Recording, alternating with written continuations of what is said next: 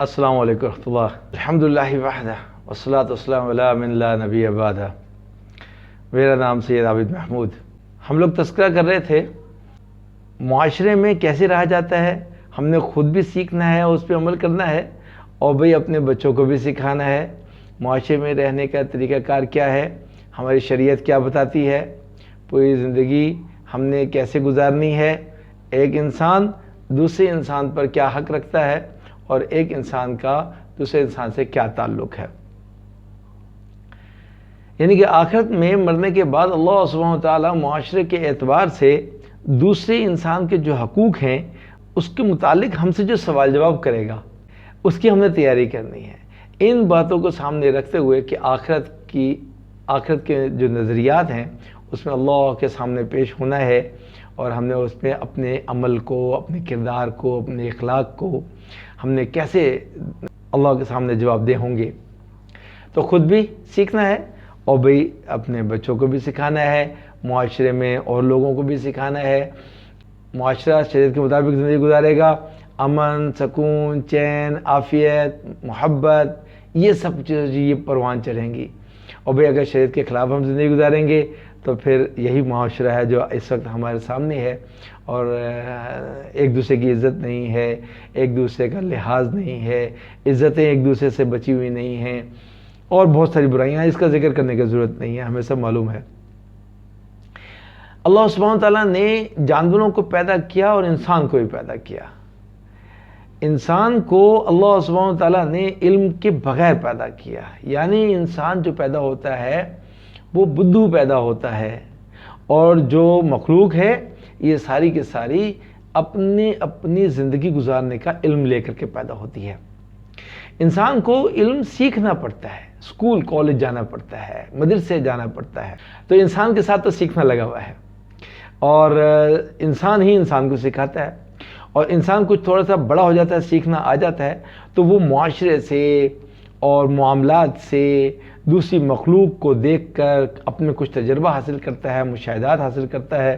اس کے بعد پھر وہ اپنے عمل کو اور اپنی زندگی کو بتاتا ہے اور گزارتا ہے. چنانچہ ہمارے دین اسلام نے، شریعت نے ایک بہترین جو زندگی گزارنے کا طریقہ ہے وہ دیا کہ زندگی ہم نے کیسے گزارنی ہے. ایک انسان معاشرے میں اس کے قریب رہنے والے جو باقی دوسرے انسان ہیں وہ اس کے کیا لگتے ہیں، پڑوسی، رشتہ دار، اور مختلف اس طریقے سے شعبوں میں اللہ سبحانہ وتعالیٰ نے ہمارے آپس میں تقسیم میں ڈالی ہوئی ہیں. اب دین نے ایک بہت ہی پیاری تعلیم دی. یہ کہا کہ تم اپنے لیے جو پسند کرتے ہو وہ دوسرے کے لیے بھی پسند کرو. یہ زندگی گزارنے کا اس قدر بہترین اصول ہے کہ پوری دنیا میں آپ چلے جائیں، کسی بھی معاشرے میں اگر یہ اصول ہو تو وہ کتنا حسین اور کتنا زبردست اور مثالی معاشرہ ہوتا ہے. اور ایسا اصول شاید ہی معاشرے میں کہیں مل سکتا ہو. ہاں، جو دیندار معاشرہ ہے یقیناً وہاں آپ کو یہ اصول ملے گا، اس سے ہٹ کر نہیں ہوگا. اب انسان کیا چاہتا ہے، جو میں پسند کروں وہ دوسرا بھی میرے لیے پسند کرے، جو میں پسند کروں میں دوسرے کے لیے بھی وہی چیز پسند کروں. اب انسان یہ چاہتا ہے کہ لوگ میری عزت کریں، انسان یہ چاہتا ہے کہ لوگ میری غلطیوں کو معاف کر دیں، اور انسان یہ چاہتا ہے لوگ میرے گھر والوں کی بھی عزت کریں. تو بھئی اسی طریقے سے انسان اور بھی بہت صحیح چاہتا ہے. تو بھئی جو وہ چاہتا ہے وہ اگر دوسرے انسانوں کے ساتھ بھی ویسا ہی معاملہ کرے، وہ چاہتا ہے میری عزت کوئی لوگ کرے، آپ دوسروں کی عزت کریں.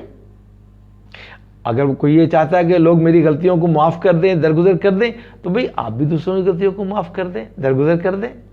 کوئی یہ چاہتا ہے کہ لوگ میرے گھر والوں کی، میری بیٹیوں کی، میری بہنوں کی، میری خواتین کی عزت کرے، تو بھئی آپ بھی دوسروں کی خواتین کی عزت کریں.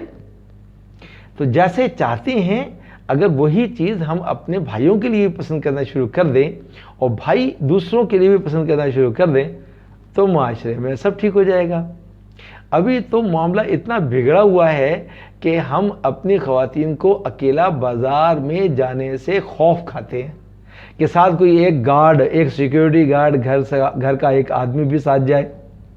کیوں بھائی، معاشرے میں تو سب بھائی ہیں. اب آپ کیوں خطرے میں پڑے ہوئے ہیں کہ آپ کی خواتین جو ہیں وہ باہر جاتے ہوئے کسی خطرے کو محسوس کرتی ہیں؟ بالکل خطرہ محسوس کرتی ہیں. اس لیے کہ عمومی طور پر زندگیوں میں دینی اخلاق اور شریعت نہیں ہے، اس کی ایسے ضرورت ہے۔ جس طریقے سے پہلے بھی ایک بار میں نے ذکر کیا کہ حضرت عمر رضی اللہ تعالیٰ عنہ کے دور میں ایک خاتون سفر کے لیے آئی اور حج کر کے گئی، نوجوان تھی، حسین تھی، زیورات سے بھری ہوئی لدی، اچھے خوبصورت کپڑے پہنے ہوئے تھے۔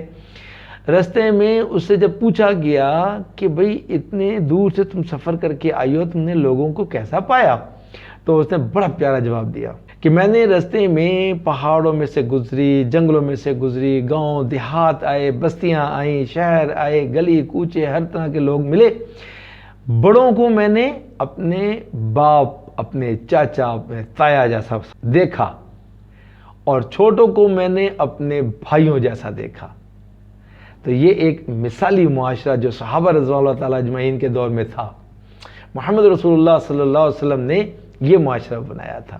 ہاں جی، تو یہ معاشرہ کتنا زبردست ہے کہ عورت گھر سے باہر نکلتی بلا خوف و خطر، مرد بھی کہہ رہے ہیں ہاں ٹھیک ہے جاؤ، سب تمہارے بھائی ہیں، بڑے تمہارے باپ اور تایا جیسے ہیں، چاچا جیسے ہیں، اور چھوٹے تمہارے بھائیوں جیسے ہیں، اور وہ ایسے ہی برتاؤ کرتے تھے۔ یہ کتنا زبردست ایک مثالی، ہاں بے شک ابھی وہ کتابوں میں ہے، ہم اس کو عملی جامہ پہنا سکتے ہیں، یہ عمل میں آ سکتی ہے بات۔ یہ ایک کتنا پیارا اصول ہے کہ جو تم اپنے لیے پسند کرتے ہو وہی چیز اپنے دوسرے بھائی کے لیے بھی پسند کرو، ٹھیک ہے نا جی؟ تو انشاءاللہ اس کے لیے ہم بات کرتے رہیں گے، دوسروں کو بھی بات سمجھائیں گے کہ یہ کیسے چیز وجود میں آ سکتی ہے۔ اچھا، اس کے علاوہ پھر یہ ہے کہ بھلائی جو ہے وہ ہم نے سب کے لیے برابر کی رکھنی ہے، ہر ایک کے لیے بھلائی رکھنی ہے۔ مثلاً برا آدمی ہو یا اچھا نیک آدمی ہو، ہر ایک کے ساتھ آپ کی بھلائی ہونی چاہیے، آپ کا عمل بھلا ہونا چاہیے۔ اب اکثر لوگ یہ کہتے ہیں معاشرے میں کہ بھئی جو بھلا ہے اس کے ساتھ تو بھلائی کرو، جو برا ہے اس کے ساتھ بھلائی کیوں؟ ہاں جی، برے کے ساتھ بھلائی جو ہے وہ دو طرح کی ہے۔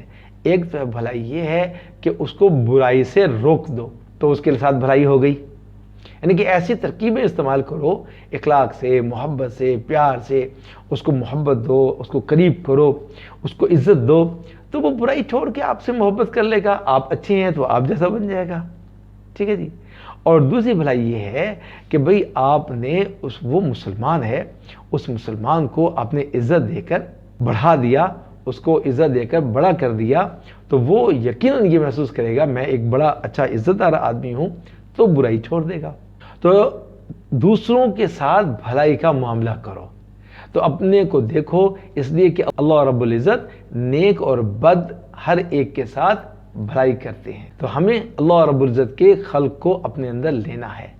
لیکن اللہ سبحانہ وتعالیٰ کی جو سنت ہے وہ ہر ایک کے ساتھ بھلائی کرتے ہیں، وہ یہ نہیں دیکھتے یہ برا ہے چلو آج اس کو کھانا نہیں دیتے، اس کے لیے سانس بند، اس کے لیے آکسیجن نہیں ملے گی، پانی بھی نہیں ملے گا، راحت و سکون، رات کا نیند بھی نہیں ملے گی، لیکن نہیں، اللہ سبحانہ وتعالیٰ کے ساتھ کوئی اچھا ہو یا اللہ سبحانہ وتعالیٰ کے ساتھ کوئی برا ہو، دشمن ہو، اللہ سب کے ساتھ بھلائی والا معاملہ کرتے ہیں۔ تو ہمیں بھی خلق اللہ کو اپنے اندر لینا ہے۔ معاشرے میں مستحق کون ہے؟ بزرگوں کے ساتھ بیٹھے تھے کہ کچھ مانگنے والے آ گئے، تو کچھ ساتھیوں نے کہا بزرگ دیکھیں یہ حضرت تنگ کرتے ہیں، بار بار آ جاتے ہیں مانگنے کے لیے، یہ مستحق نہیں ہیں لیکن بناوٹی بنے ہوئے ہیں، تو ان کو کیوں دیں ہم؟ تو اللہ والوں نے کیا پیاری بات کی کہ ان سے پوچھا کہ اللہ رب العزت نے جو کچھ تمہیں دیا ہوا ہے کیا تم اس کے مستحق ہو؟ اب وہ کہنے لگے کہ نہیں حضرت، ہم تو اس چیز کے مستحق نہیں ہیں، اللہ نے ہمیں بہت نعمتیں دی ہوئی ہیں۔ تو اللہ سبحانہ وتعالیٰ نے جب ہمیں مستحق نہ ہونے پر بھی اتنی ساری نعمتوں سے نوازا ہوا ہے، تو بھئی ہم کیسے کہہ دیں کہ یہ آدمی مستحق ہے یا نہیں ہے؟ ہمیں بھی اللہ سبحانہ وتعالیٰ کی اس سنت پر عمل کرنا ہے، یعنی کہ ہم بھی اللہ کے بندوں کو دیں۔ ہاں اتنا فرق ضرور کر لیں کہ یہ مستحق نظر آتا ہے اس کو زیادہ دے دیں اور اس کو ذرا کم دے دیں، یہ تو ہم کر سکتے ہیں، لیکن دیں ضرور۔ یہ بات نہیں ہے کہ یہ نہیں ہے اس کو بالکل ہی نہ دیں، نہ ایسے نہیں۔ اور پھر ایک عجیب بات سمجھائی، فرمایا کہ اس نیت سے دیا کرو کہ اللہ میں تیرا شکر ادا کرتا ہوں کہ تو نے مجھے لینے والوں میں سے نہیں دینے والوں میں سے بنایا۔ پھر اللہ کا شکر ادا کیا کرو۔ دیکھیں اللہ والے کیسی اچھی اچھی باتیں کہتے ہیں، دوسرے بندے کے دل میں اتار دیں۔ تو اللہ والوں کے پاس بیٹھنا بھی چاہیے، ہمیں اچھی اچھی باتیں سیکھنی ہے۔ اللہ सुब्हान तआला सत्तार है, जो अपने अंदर भी सिफ्त सत्तारी पैदा करने की जरूरत है। तो मिलजुल कर रहना हो तो इंसान एक दूसरे के साथ प्यार और मोहब्बत से रहे। अगर किसी की ऐब नजर आ जाए तो इनकी पर्दापोशी कर ले। असूल याद रखें कि इतना बेहतरीन असूल है, किसी की पर्दापोशी करेंगे तो अल्लाह सुब्हान तआला हमारी पर्दापोशी करेंगे, किसी की सतर पोशी करेंगे अल्लाह हमारी सतर पोशी करेंगे, किसी के ऐबों को छुपाएंगे अल्लाह हमारे ऐबों को छुपा ले। अल्लाह रब्बुल इज्जत की ये सुन्नत है और बंदे को भी अपने अंदर ये सुन्नत को रखना चाहिए। कितनी प्यारी सुन्नत है, अगर मुआशरे में इसके ऊपर अमल हो जाए तो कितना अमन, प्यार, मोहब्बत, आपस में कितना बेहतरीन मुआशरा बन जाए। हम गौर करें तो हम तो जी ही इसी सिफ्त पे रहे हैं कि अल्लाह सुब्हान तआला के इस सत्तारी के सदक़े में, सच्ची बात तो है, सत्तारी के सदक़े में जी रहे हैं। अल्लाह सुब्हान तआला ने हमारे सारे ऐब छुपाए हुए हैं। तो बुजुर्ग फरमाते हैं कि ऐ दोस्त, जिसने तेरी तारीफ की इसने दर हकीकत अल्लाह की सत्तारी की सिफ्त को बयान किया। सत्तारी की सिफ्त की तारीफ, वो तेरी तारीफ नहीं कर रहा। हाँ, तेरी हकीकत तो ऐसी है कि अगर खुल जाए तो लोग तुझे मुंह ना लगाएं, तेरी तरफ देखना गवारा भी ना करें।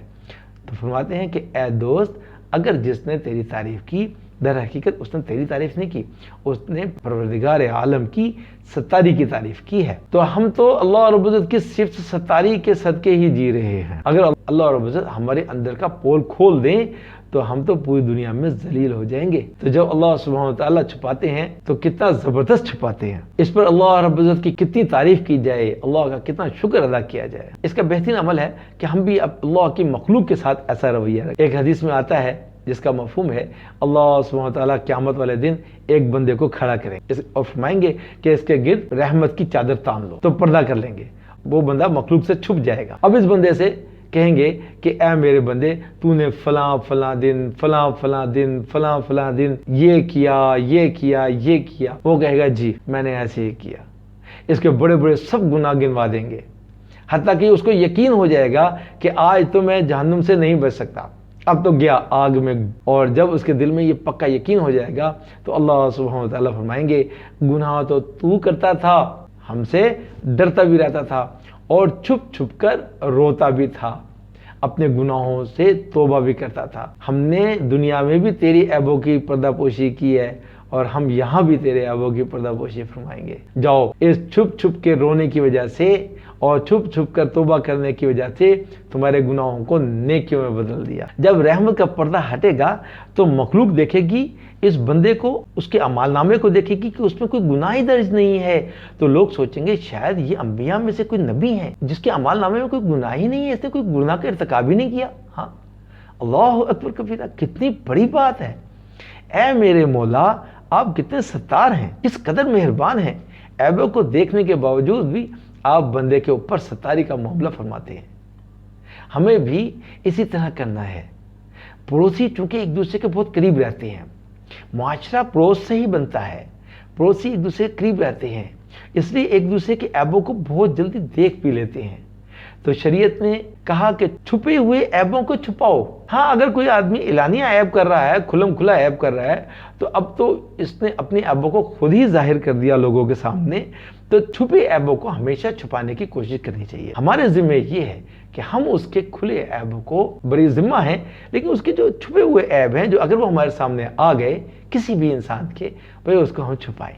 हाँ, दूसरों के सामने बयान ना करें। ये अल्लाह रब्बुल इज्जत के खल्क में से एक खल्क है। तो अल्लाह की इस सुन्नत को इख्तियार करना है। तो पड़ोसियों के कुछ हकूक होते हैं, इस बात को बिल्कुल याद रखिएगा। पड़ोसी शरीयत के एतबार से बड़ी अहम शख्स है। शरीयत ने पड़ोसियों के कुछ हकूक रखे हैं, उसके कुछ दर्जे रखे। एक दर्जा तो यह है कि पड़ोसी काफिर हो, यह भी अच्छे अखलाक और हुस्न सलूक का मुस्तहिक है, इसलिए कि वो पड़ोसी जो हुआ। दूसरा दर्जा यह है कि पड़ोसी भी हो और मुसलमान भी हो। अब इसमें दो हक आ गए, पड़ोसी होने का भी हक और मुसलमान होने का भी हक। तीसरा ये है दर्जा कि तीसरे दर्जे का पड़ोसी वो होता है कि पड़ोसी भी है, मुसलमान भी है और रिश्तेदार भी है, कराबतदार भी है, दोस्त भी है। तो उसके लिए फरमाया कि इसके 3 गुना हक बढ़ गया। सोचिए, जब शरीयत काफिर पड़ोसी को हक देती है तो अगर कराबतदार हो, रिश्तेदार हो, करीबी दोस्त हो और दूसरा वो पड़ोसी भी हो, تو اس کا کتنا حق ہوگا؟ تو پیارے نبی علیہ السلام نے فرمایا، جس کا مفہوم ہے کہ مسجد کے دروازے پر کھڑے ہو کر ایک اعلان کرو کہ جہاں تک بندے کا گھر ہوتا ہے اس کے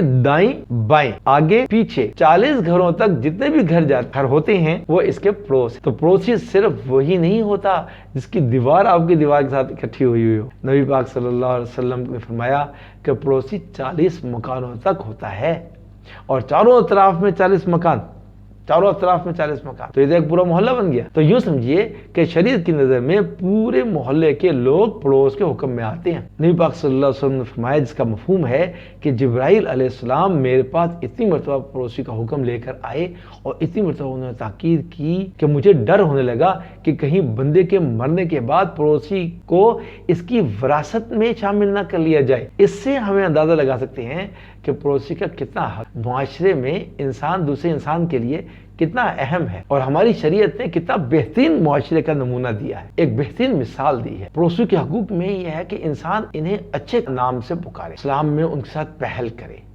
انہیں بٹھانے کے لیے پہل کرے، انہیں ہدیہ بھیجے اور ہدیہ بھیجنے میں بھی پہل کرے۔ پہلے ایسے ہوتا تھا کہ بھئی گھر میں کوئی کھانا بن گیا تو ہم اپنے گھر کا کھانا جو ہے وہ آس پڑوس کے لوگوں کو، جتنے بھی اس کے اندر طاقت ہے اتنی وہ آس پڑوس کے لوگوں کو کھلاتا تھا۔ اپنے گھر کے شور سے، اپنے گھر کے کوڑا کرکٹ سے اسے پریشان نہ کریں، حتیٰ کہ اگر پھل خرید کر لائے ہیں یا کوئی پھل کھا رہا ہے یا کسی نے اس کو ہدیہ دیا ہے تو اس کو اس طرح چھپا کے کھائیں کہ پڑوسی کے بچوں کو پتہ نہ چلے، کہ وہ پھل نہیں کھائیں گے تو بچے جو ہیں بے چین ہوں گے اور ان کا دل ٹوٹے گا کہ ہمارے والد نے تو ہمیں پھل کیوں نہیں لا کے دیے اور ہمارے پڑوسی دیکھو کھا رہے ہیں، اور دل میں ان کی خواہش پیدا ہوگی اور دل ٹوٹے گا۔ تو پڑوسی کا اتنا خیال رکھنا ہے، ان کے مزاج کا خیال رکھنا ہے۔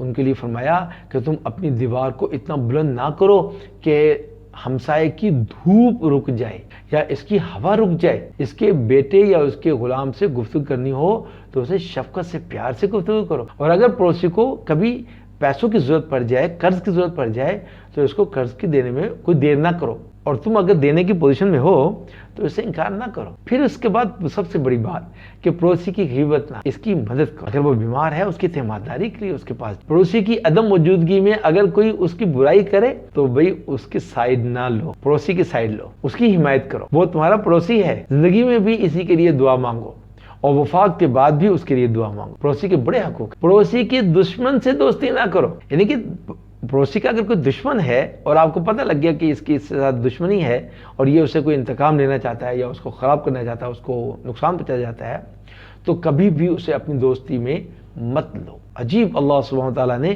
کتنا بہترین فارمولہ ہمیں بتا دیا۔ میں کہ دیکھو جو تمہارا پڑوسی ہے یہ تو تمہارے قریبی ہو گیا، اب اگر اس کی کسی کے ساتھ دشمنی ہے تو تم اس کے ساتھ دوستی کے تعلق مت جوڑو، اس سے تمہارے پڑوسی کو نقصان پہنچے گا، تکلیف ہوگی، وہ پریشان ہو جائے گا۔ پڑوسی کا اتنا خیال رکھنا ہے۔ پھر پڑوسی گھر پہ ہے یا کہیں سفر پہ گیا ہوا ہے، اس کی جان، اس کی مال، اس کی عزت، اس کی حفاظت کرنی ہے، اس کی جان کی حفاظت، اس کی مال کی حفاظت، اس کی عزت و آبرو کی حفاظت، یہ سب پڑوس کے ذمے ہے۔ اس کے گھر کی خواتین ایسے ہی سمجھو کہ وہ ہمارے گھر کی خواتین ہیں، یعنی کہ عزت کی نگاہ سے دیکھو، جو کہ معاشرے سے اٹھتا جا رہا ہے۔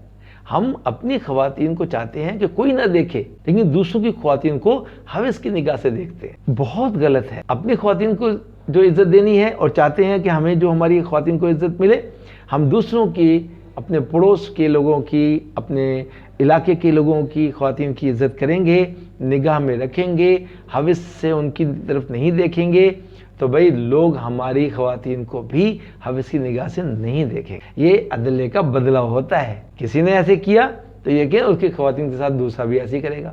اپنے پڑوسی کو کسی بھی اعتبار سے خوفزدہ نہ کرو، ایسا کام بالکل نہیں کرنا جس سے پڑوسی خوفزدہ ہو جائے۔ کئی لوگ ہوتے ہیں کہ وہ اپنے ارد گرد کے لوگوں کو تھوڑا سا اپنا دبا کے رکھتے ہیں، اپنا روب راب اوپر رکھتے ہیں۔ شریعت نے کہا ہے ایسا کوئی کام نہ کرو کہ تمہارے پڑوسی تم سے خوفزدہ ہوں۔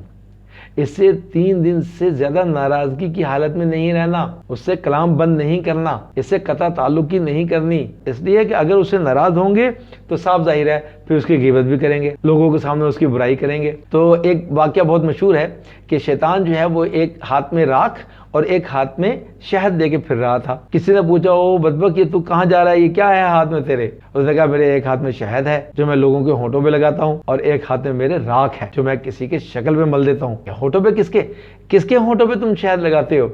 کہ جو لوگ محفل میں بیٹھ کے دوسروں کی غیبت کر رہے ہوتے ہیں ان کے ہونٹوں پہ میں شہد لگا دیتا ہوں تاکہ ان کو مزہ آئے, میٹھا میٹھا محسوس ہو اور وہ اور زیادہ غیبت کریں. تو ہمیں بھی یہ چیز سوچنی چاہیے, اگر کبھی کوئی غیبت کر رہا ہو تو سوچ لے سمجھ لے کہ شیطان نے اس کے ہونٹوں پر شہد لگا دیا, بہت مزہ آ رہا ہے, دل چاہ رہا ہے اور غیبت کرے. تو اسے پوچھا بھی راکھ, تو اس نے کہا اس راکھ کو میں یتیم کے چہرے پر مل دیتا ہوں تو دیکھنے والے اس کو حقارت کی نگاہ سے دیکھیں, محبت کی نگاہ سے نہ دیکھیں, اللہ کی رحمت سے خود کو محروم کر جاتے ہیں. یتیم ہو تو سر پہ ہاتھ رکھیں گے, یتیم کے جتنے بھی بال آئیں گے اتنے گناہ معاف. شفقت کی نگاہ سے دیکھنا, اس کی کوئی مدد کرنا تو بہت بڑی بات. تو رشتہ داروں سے بھی زیادہ پڑوس کا حق ہے.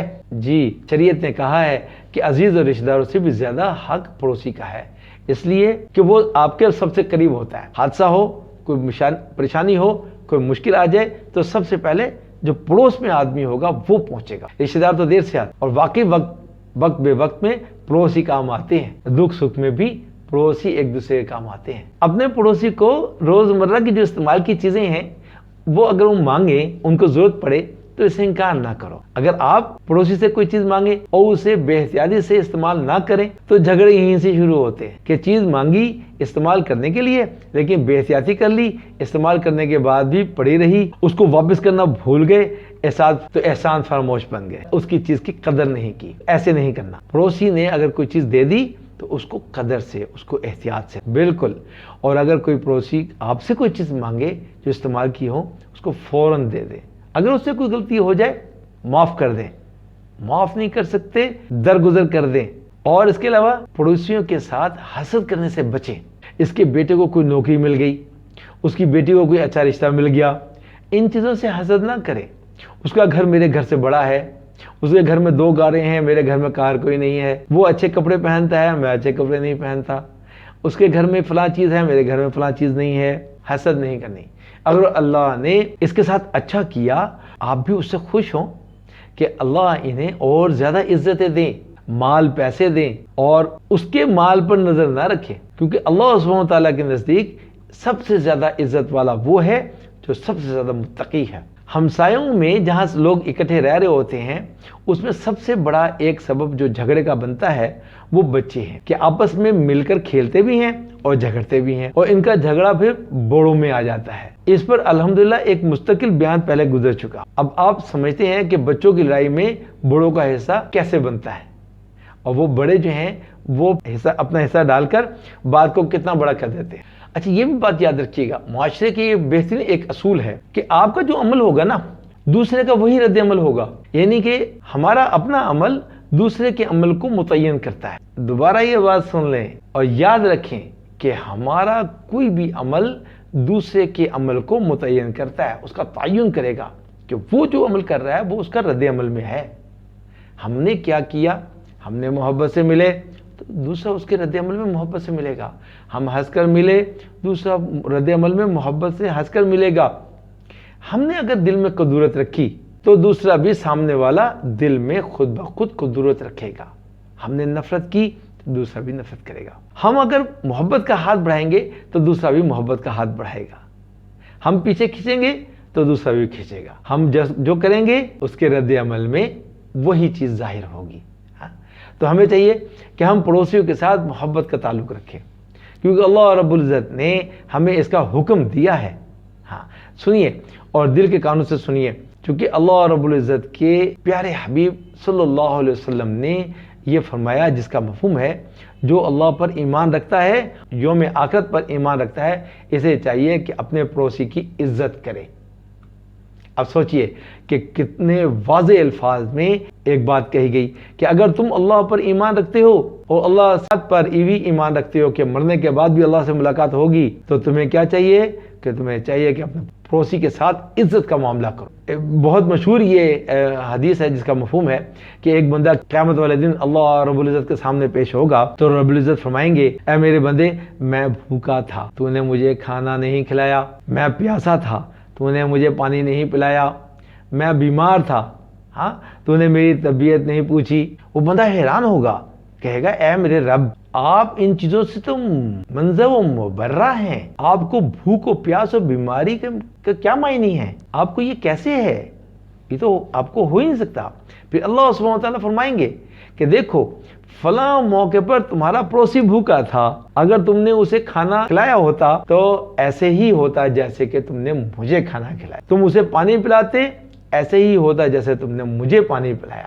اگر تم اس کی طبیعت پرستی کرتے، جا کے اس کی طبیعت معلوم کرتے، عیادت کرتے، تو ایسا ہی ہوتا جیسے تم نے میری عیادت کی. اب ذرا سوچ کہ اللہ سبحانہ وتعالیٰ اگر یوں فرمائیں گے کہ پڑوسی کی عیادت کرنا ایسا ہی ہے جیسے اللہ رب العزت کی عیادت کرنا، اور کن الفاظ میں پڑوسی کے ساتھ حسن سلوک کی تعلیم دی جاتی ہے، بھائی ہمیں تو یہ لگتا ہے کہ اس کے بعد الفاظ ختم ہو گئے. اللہ سبحانہ وتعالیٰ کا کتنا عظیم ایک پیغام ہے کہ بھئی پڑوسی کے ساتھ کیسا برتاؤ کرنا ہے، اور اتنا حسین معاشرہ. اور صحابہ رضوان اللہ تعالیٰ اجمعین کے اندر یہ حسین معاشرہ تھا. وہ آپ نے واقعہ سنا ہوگا، ایک بکری کی سری 7 گھروں میں گھوم گئی. یعنی ایک کے گھر میں بکرا ذبح ہوا، اس نے اپنے پڑوسی میں گھر میں وہ بکری کی سری بھیجی کہ بھی ان کے گھر میں کھانا بن جائے گا. تو اس نے سوچا آج تو میرے گھر میں کھانا ہے، اس نے اگلے دوسرے والے کے گھر میں بھیج دی کہ شاید اس کے گھر میں کھانا بن جائے گا. اس نے بھی سوچا آج میرے گھر میں کھانا ہے تو میں کیوں نہ اپنے ساتھ والے پڑوسی کو بھیج دوں اسے ساتھ. تو 7 گھر 7 گھر کے بعد وہی سری گھوم کر واپس اس گھر میں آ گئی جس گھر سے چلی تھی. تو صحابہ کا یہ بہترین نمونہ، ہاں اللہ کرے بھی ہماری زندگیوں میں آ جائے. تو پیارے نبی علیہ السلام نے فرمایا کہ جس کا مفہوم ہے کہ عورت، گھوڑے اور گھر کے اندر ایک برکت ہوتی ہے. صحابی نے عرض کیا یا اللہ کے پیارے حبیب صلی اللہ علیہ وسلم وہ کیا برکت ہے؟ فرمایا عورت کی برکت تو یہ ہے کہ اس کا مہر کم ہو، شادی کرنا اس کے ساتھ آسان ہو، اس کے اندر نیکی اور دینداری ہو. یہ عورت کے اندر کی برکت ہوتی ہے. گھوڑے کے اندر برکت یہ ہے کہ وہ سواری کرنے کے لیے آسانی پیدا کرے اور سواری کو تنگ نہ کرے، اس کو لات نہ مارے، اس کو نیچے نہ گرائے. یہ گھوڑے کی برکت ہے. اور گھر کی برکت یہ ہے کہ گھر کھلا ہو، گھر کے پڑوسی نیک ہو، اچھے ہوں، یہ گھر کی برکت ہے. لہذا ہمارے اکابر جب گھر خریدتے تھے اور خریدنے کے لیے کہیں جاتے تھے تو سب سے پہلے پڑوسیوں کو دیکھتے تھے. پہلے پڑوسی بعد میں گھر، یہ فارمولہ تھا. اس لیے اکثر احباب اپنا گھر جو ہے وہ مسجد کے قریب بناتے. اللہ رب العزت سے بہتر اور کون سا پڑوس ہو سکتا ہے؟ اللہ رب العزت نے انسان کو کہا کہ وہ صلح جو رہے، جھگڑے ہو جائیں تو ایک دوسرے سے صلح کر لو. اللہ رب العزت کو صلح بہت پسند ہے. ہاں تو معاشرے میں رہتے ہیں، جھگڑے بھی ہو جاتے ہیں، لڑائیاں بھی ہو جاتی ہیں، سب کچھ ہوتا ہے، ایک دوسرے سے غلطیاں ہو جاتی ہیں، لیکن اللہ سبحانہ وتعالیٰ نے شریعت میں فرمایا کہ صلح کرو، مل جل کر رہو. تو صلح اللہ کو پسند ہے. چنانچہ حدیث پاک میں ایک عجیب مضمون بتایا گیا. اس کا مفہوم ہے قیامت کے دن جو 2 بندے اللہ عز و جل کے سامنے حقوق العباد کا جو مقدمہ پیش کریں گے وہ 2 پڑوسی. ان میں ایک کہے گا کہ اس نے میرا دل دکھایا، مجھے پریشان کیا، بڑا نیکی و نمازی بھی تھا، مجھے ستایا، اللہ مجھے اب اس کا بدلہ دلوائیں. اللہ رب العزت فرمائیں گے کہ اچھا تم اس کی نیکی لے لو. اب جب نیکیاں لینے کے لگے گا تو یہ بندہ اس کی زندگی کی ساری نیکیاں لے لے گا. اب پوری نیکیاں لینے کے بعد پھر بھی مطمئن نہیں ہوگا اور کہے گا اللہ اس کے پاس نیکیاں تھوڑی ہیں، مجھے تو اس سے زیادہ ستایا تھا، مجھے زیادہ نیکیاں چاہیے. اللہ سبحانہ وتعالیٰ فرمائیں گے اچھا تم اپنے گناہ اس کے سر ڈال دو. چاچی پڑوسی اپنے سارے گناہ اس کے سر ڈال دے گا اور پھر کہے گا اے اللہ سارے گناہ اس کے سر ڈالنے کے باوجود جو اس نے میرا دل دکھایا تھا، میرا دل ابھی بھی خوش نہیں. تو اللہ تعالیٰ فرمائیں گے اچھا تم فلاں طرف دیکھو. یہ شخص اس طرف دیکھے گا تو اسے جنت کا مکان نظر آئے گا. اس قدر خوبصورت، اتنے پیارے مکان اور ایسے خوبصورت مقامات اس کی طرف دیکھ کر اس بندے کے دل میں یہ تمنا ہوگی کہ میں ان مکانوں میں چلا جاؤں اور وہاں جا کر رہوں اور اپنی بقیہ زندگی میں یہاں گزاروں. اللہ تعالیٰ فرمائیں گے اے میرے بندے کیا تو ان مکان میں جانا چاہتا ہے؟ تو وہ کہے گا یا اللہ میں یہاں جانا چاہتا ہوں. اللہ تعالیٰ فرمائیں گے اچھا اگر تم اپنے اس بندے کو معاف کر دو تو میں تمہیں یہ مکان دے دوں گا، یہ جگہ تمہاری بن جائے گی. چونچہ یہ پڑوسی جس کا دل دکھایا تھا وہ کہے گا اے میرے رب میں نے اس کو معاف کر دیا تو مجھے یہ جنت والا گھر عطا کر دے.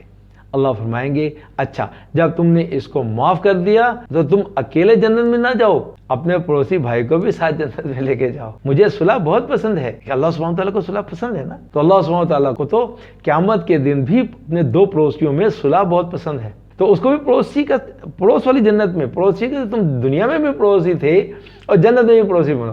اس لیے ہمیں چاہیے کہ ہم آج اپنے پڑوسیوں کے ساتھ ایسے صلح جوئی کے ساتھ معاملہ فرق، تاکہ اللہ سبحانہ تعالیٰ ہم سے راضی ہو جائے۔ اللہ رب العزت ہمیں صلح اور پاکیزگی والی زندگی گزارنے کی توفیق عطا فرمائے۔ کافی لمبی ویڈیو ہو گئی، اللہ آپ لوگوں کو جزائے خیر دے۔ بچوں کی تربیت کرنے کے لیے ہمیں ان تمام باتوں کو خود بھی سیکھنا ہے، بچوں سے بھی بات کرنی ہے اور بچوں کو بھی سکھانا ہے۔ انشاءاللہ یہ عمل کریں گے تو ایک معاشرے کے اندر مثالی معاشرہ بنے گا اور مثالی لوگ بنیں گے، تو انشاءاللہ ہمارے آنے والی نسلیں بھی جو ہیں وہ ویسی ہی رہیں گی۔ تو ہم نے غیروں کو دیکھ کر کے اپنے بڑوں کی، اپنے اسلاف کی زندگی کو چھوڑ دیا تھا، تو انشاءاللہ دوبارہ اس طرح سے دہراتے رہیں گے، مذاکرے ہوتے رہیں گے۔ اللہ نے چاہا تو ایک دن ہم اپنے بزرگوں والی زندگی کو دوبارہ عملی جامہ پہنا لیں گے۔ ہاں، اللہ آپ لوگوں کو جزائے خیر دے۔ بہت بہت شکریہ، ویڈیو کو پورا دیکھیا کریں، اس کو سبسکرائب بھی کریں، بے شک تھوڑی سی لمبی ہوتی ہے کیونکہ بات سمجھانی ہوتی ہے، تو بھئی بات مجھے بھی سمجھ میں آ جائے، بار بار اس چیز کا تذکرہ کرنا ہوتا ہے تو ویڈیو لمبی ہو جاتی ہے۔ جہاں ہم اتنے کام دوسرے میں اپنا لگا دیتے ہیں، تھوڑا سا بھئی اپنے معاشرے میں اخلاقیات آ جائے، اس میں بھی تھوڑا سا اپنا ٹائم لگا دیں۔ تو ویڈیو کو سبسکرائب بھی کیجئے اور دوسروں کو شیئر بھی کریں، اپنے کمنٹس بھی لکھا کریں۔ اللہ آپ لوگوں کو خوش رکھے۔ السلام علیکم ورحمۃ اللہ۔